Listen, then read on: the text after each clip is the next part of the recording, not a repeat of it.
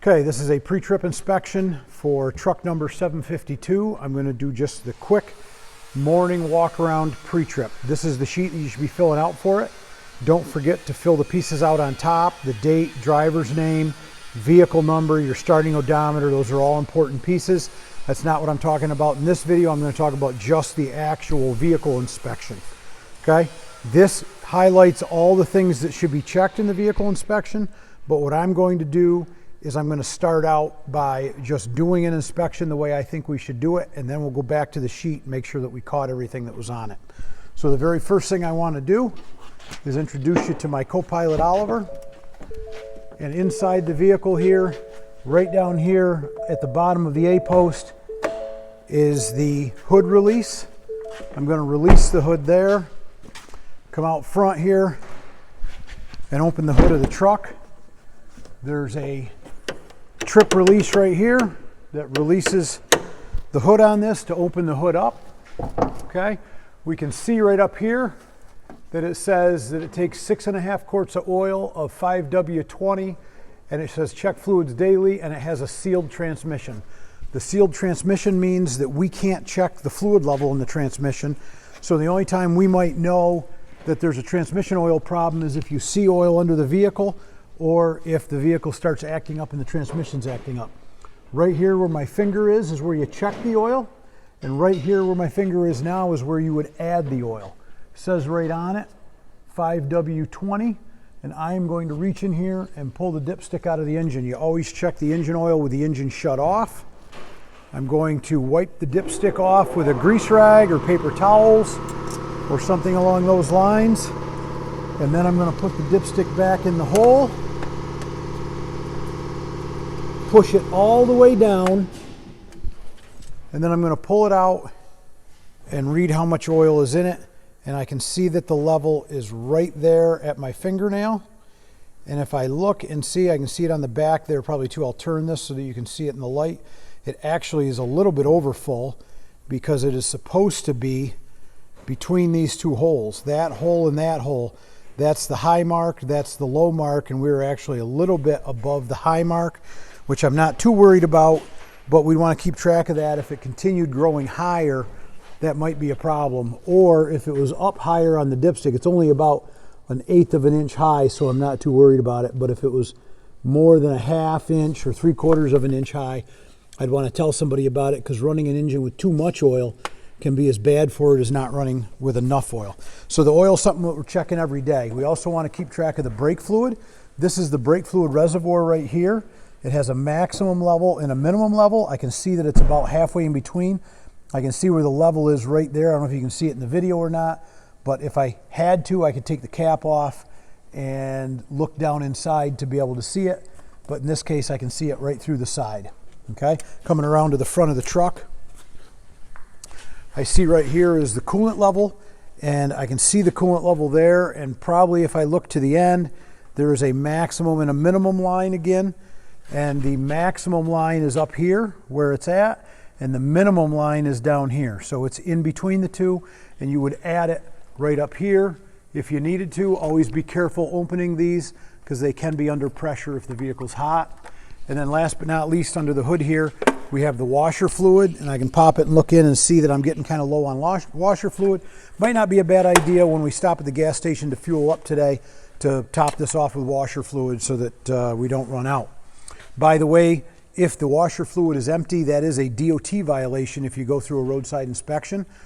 They consider that the same as the windshield wipers not working if you don't have washer fluid. So, well, we've got this open, just a quick visual inspection. The battery cables all appear to be tight. I don't see anything rubbing. I don't see anything loose. I don't see any problems underneath the hood here. So at this point, I'm done working under the hood. What I'm going to do now is just do a quick walk around inspection of the vehicle. I'm looking at the windshield, looking at the wipers. I don't see any cracks. The wipers appear to be intact. Hood's in good shape. Headlight is intact. Bumper's intact. I don't see any obvious damage here. I'm not going to do it in this, but as part of our pre-trip inspection, we're going to need to require that everybody starts taking a picture of the dipstick, and you'll have to load that up, and then you're going to take a picture from all 4 corners of the vehicle and a picture of the odometer each day, and that'll be part of your pre-trip inspection that'll get loaded right on. Looking at the front license plate, making sure it's secured in place. We can look at our numbers here on the side, make sure that the vehicle has a valid inspection. This one is good until October of 2024, and the vehicle is registered until January of 25. So our registration and our inspection is good. And let's take a walk around the side of the vehicle here. So as I do my walk around, I'm going to stop at each tire and take a look at it. I want to see that the tire is hard. Check the lug nuts if I can touch them. In this case, there's a hubcap on it. I can't really get to it, but I'm going to take a look underneath the vehicle, and I'm looking for any components that might look like they're loose or hanging, rubbing on anything. I don't see anything rubbing on the tire. There's plenty of tread on the tire. Everything seems to be in good shape. As I go down the side of the truck, my mirror appears to be in good shape. Door's in good shape. Door opens and shuts okay. All the glass in the mirror looks good. Just doing a quick scan of the vehicle. I want to take a look at my aero board. I noticed on this aero board, it looks like the wind is starting to pick up the center of it. We ought to get that written up, and we ought to get some screws in that before it gets worse. As we do this, we're going to get into the lights a little bit more here in a few minutes. I move to the back of the vehicle, just kind of take a look in the bed, make sure everything appears to be solid and secure. It's not going to come out. There's no damage that I note to the side of the vehicle. Same thing with the rear tire. Lug nuts appear to be tight. Tire doesn't move. Got good tread. I don't see anything rubbing. There's no fluids. As I look underneath the vehicle, I don't see any fluids dripping. I don't hear anything. I don't see anything. All looks good there. I move around to the back of the vehicle. It's the same thing, looking at the license plate, looking at all my lighting. My lights appear to be intact. We'll check those here in a minute. Coming around to this side, same deal with this tire. Lug nuts are tight, tire's hard, tire's secure, nothing's rubbing, nothing's hanging, nothing's dripping, nothing's leaking. Okay? Come around, same thing here at the front tire. Tire's in good shape, suspension's good, everything's tight. They're pointed in the right direction. I don't see any obvious damage to the side of the vehicle. Now I'm going to go into the vehicle here. I'm going to start it up. Okay. I'm going to turn on the headlights, and I'm going to turn on my left turn signal. I'll run up here real quick. Both headlights are lit. My left turn signal is flashing, and my right turn signal running lights are on. I'm going to come back here, change from my high beam to my low beam, and go to my right turn signal. I'm checking my headlights again. Both headlights are lit. Now my right turn signal is on. All of my front lights are now in good shape. I know that. I can come up here now. Looking at my rear lights, I got a right rear turn signal, and I have a left rear marker. I'm going to come back forward. License plate lights out. Okay, come back again, and now I have my left turn signal, my right marker, and I see down here that I have a license plate light that is out. A license plate light being out is a quick, easy, obvious DOT violation. Being that we have one, I don't think they could write us for no license plate light, but being that there's two on here, we ought to get that written up and we ought to get it resolved. The last thing we would want to do is check for the brake lights. If you don't have anybody with you, you can take a hammer or something, pry it against the brake pedal or something along those lines.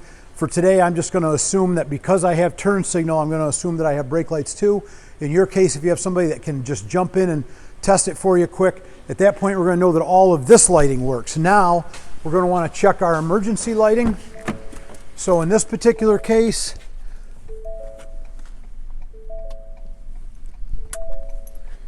we have our beacon lights are flashing, and I currently have our aero board flashing with a right turn signal.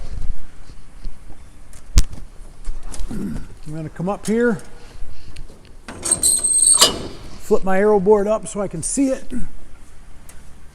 Okay, and I can see that it looks like I might have one aero board light out for my right turn. I'm going to come up here and flip it to my left turn. So with the left turn, I still have that one aero board light out. So I do have one bulb missing in my aero light, in my aero board. That should get written up as something that needs to get resolved. And then when I go to flat bar, I can check it again, and the flat bar works, but again, it looks like we still have that one bulb that is out. So that concludes my outside of vehicle walk around. I'm now going to jump into the truck take a look at some of my in-cab stuff. So come on in, and my helper is going to sit right here on my lap, I guess. So you want to check your seat belt, make sure your seat belt works. Okay, it latches, seems to be intact. I'm going to check my wipers, my washer fluid with my wipers. All right, make sure my seat feels secure, steering wheel feels good, and then I just want to look at all of my different settings that are in here. Look at all my gauges.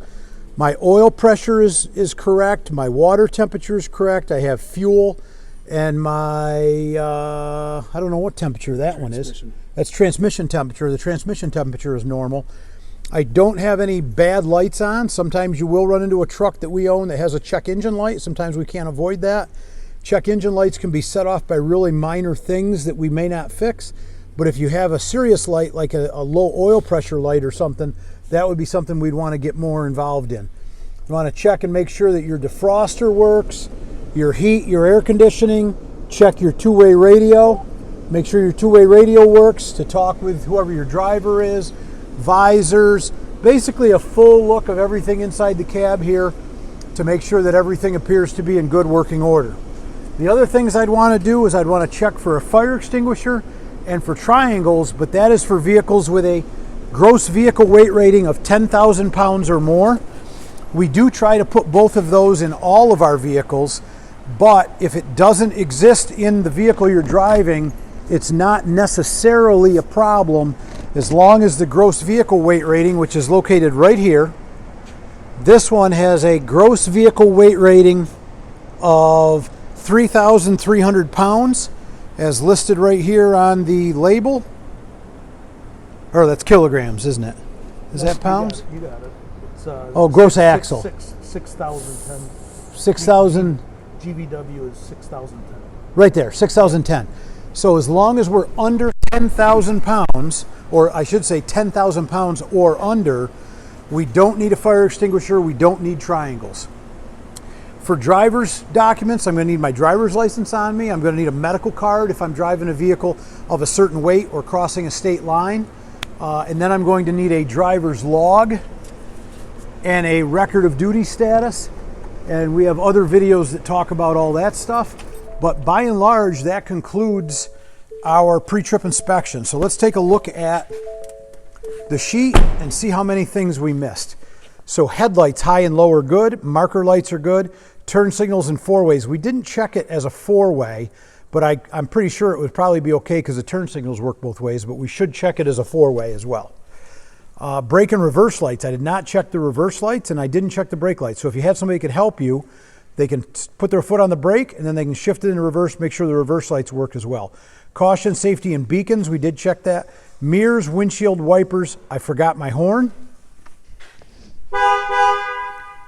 We make sure that the horn works. We did check the gauges. We did check the heater and defroster. We did not check the parking brake. So we should apply the parking brake. Try pulling ahead lightly. If the truck doesn't move, we know the parking brake's working. We did check the seat belt. We did check for loose items, triangles, and fire extinguisher. This truck doesn't have, but it doesn't need it because of its weight. We did check the engine oil. You can't check the transmission oil. We did not check the power steering fluid. I'm not sure where the power steering fluid check on this is. We'll end this video by going back and looking at it. We did not look at the belts. We did look at the coolant, washer fluid. We looked for oil leaks, steering, front, exhaust system leaks. I listened for that while the truck was running. Fuel tank cap. We can make sure this one doesn't have a fuel tank cap. A lot of the newer stuff doesn't. Doors are secure. We did check. Mud flaps. I looked at that as we went around. Brake components for loose hanging. Coupling devices, rear suspension, unusual sounds, lug nuts, axle seal leaks. An axle seal will show with oil or grease dripping down the inside of the tire. Wheels and rims, tire tread depth we looked at, and then a driver's license on my person, proper license for the vehicle, a medical card, proper PPE, so you should have a vest, hard hat, safety glasses, and then you should make sure that there's a tool kit in this truck if it applies. So our shadow trucks don't have tool kits, but our spray trucks do. That you have been off duty for 10 hours and that the brakes are adjusted or self-adjusting. Most of these trucks are all going to be self-adjusted brakes, so you don't need to worry about that. And then as a reminder, cell phone use is prohibited, seat belts are required, you must stop at all DOT checkpoints, and the vehicle's gross weight rating of this vehicle is 6,600 pounds, and it's also asking you for the vehicle's height to make sure that you don't drive through a McDonald's drive-through or something and hit it. So any deficiencies you want to note here: was the vehicle satisfactory? You circle yes or no, and your signature at the end of it. And that concludes the vehicle inspection. Now we're going to go back and we're going to look for the power steering oil, because that's something I forgot to look at.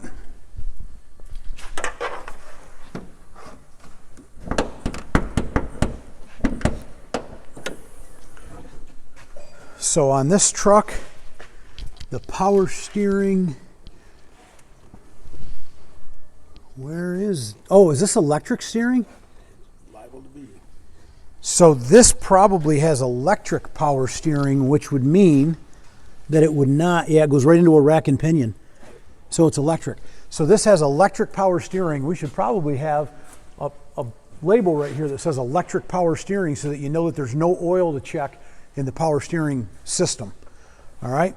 And then the belts are primarily just this fan belt. You want to be looking at that and making sure. Can't see it very well on this truck, but you just want to look at it and make sure it appears to be intact. So that completes a full pre-trip inspection on truck 752. How long have we been running? 16 minutes.